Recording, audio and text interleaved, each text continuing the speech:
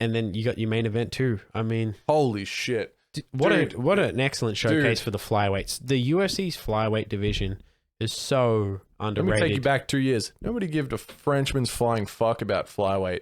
And now it's a big Still deal. No one does. It's rough that no one cares because their champion at the moment, Davison Figueiredo. I disagree. I think people are going to start caring about this. I think they're going to start paying It's attention just to this guy. It needs some depth.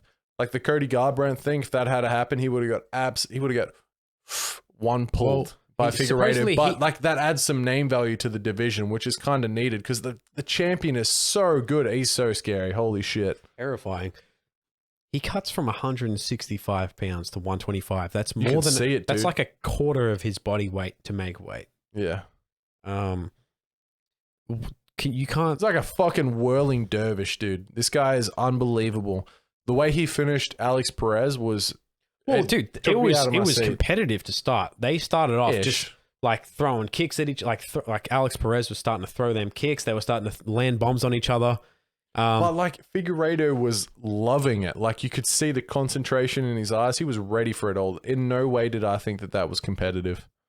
Well, I think that Perez, what did he get? He got to his back, and then I think he tried to take him down. Yes.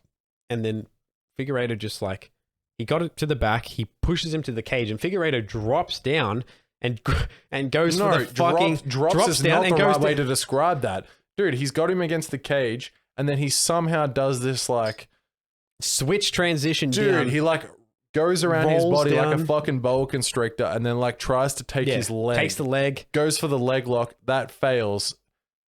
Perez gets to his back, and then transitions to full mount, and then like Figueiredo just locks him up in some guillotine and just hopefully we can have that off. transition from upright to a leg lock in the podcast when it gets published. Definitely freak, dude. Hopefully it's down in the corner, and what's like next so to my cool leg or as well, something, maybe. the coolest part about this too is that Brandon Moreno gets the win as well, which he arguably should have been in the main event. Definitely should, right? Let's be honest. Against Figueiredo in this fight, but he wins as well in the first round. They both get first round finishes, and Dana White turns them around for the next pay-per-view. And they're headlining the next. They're headlining the next pay-per-view. The two guys who got the win are now headlining again. One pay-per-view, like 3 weeks time. Back-to-back PPVs, dude. Come on. That's insane. Like if you want to try and get this guy over, like if you're trying to get flyweight over, this is the way to do it. You keep your champion active.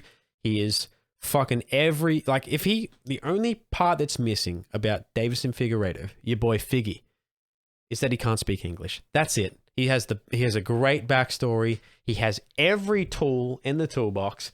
He's an exceptional athlete. He's fucking terrifying. He's so powerful. His style is fun to watch. He's probably the most exciting fighter on the roster. He's Brazilian. He's got that crazy look in his eye. Show me another fighter who's more exciting. He gets submissions. He gets knockouts. He fucking comes forward.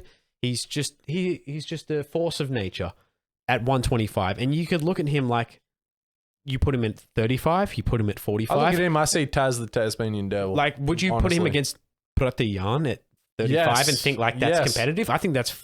I think Petr Yan isn't. That's an excellent fight. That's an excellent fight. Trouble.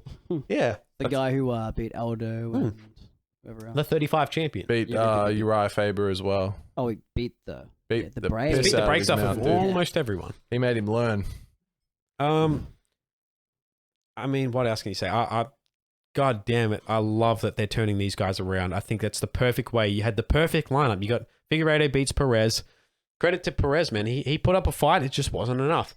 For fuck's sake, someone in flyweight talk some shit or something. Let's make flyweight great again. Yeah, but you've got Brandon Moreno as well. Like, potentially, if he can beat Figueiredo, I don't think he does, but if he can beat him, he'd be the first fully Mexican champion, like born and bred. What do you mean? What, Kane's not Mexican? He's born in the States? American. Yeah. One of those. Anyway, dude, flyweight just needs... Like, you look down look at the flyweight. He's the most exciting fighter on the roster. First of all, you've got Joey Benavidez, the person with the most title. Twice. Dude, yeah. And then he's got Askar. Talk about somebody who's had a lot Alex of title Perez, shots. But the rest of Pantoja, the list... he's already beaten. Brandon Royval just lost to your boy. Why is Moreno there? Yeah, I was gonna say Royval. I mean, anyway, it's a boring list. It's a boring list. There's just no standout personalities in that list to make it juicy. Doesn't matter. That's the point. Like sometimes fighters do not need to beat other names to get over. Sometimes fighters become who they are by beating everybody. But it hasn't worked. Nobody's become who they are, and it's been a while. Like think Max Holloway. He's not a flyweight.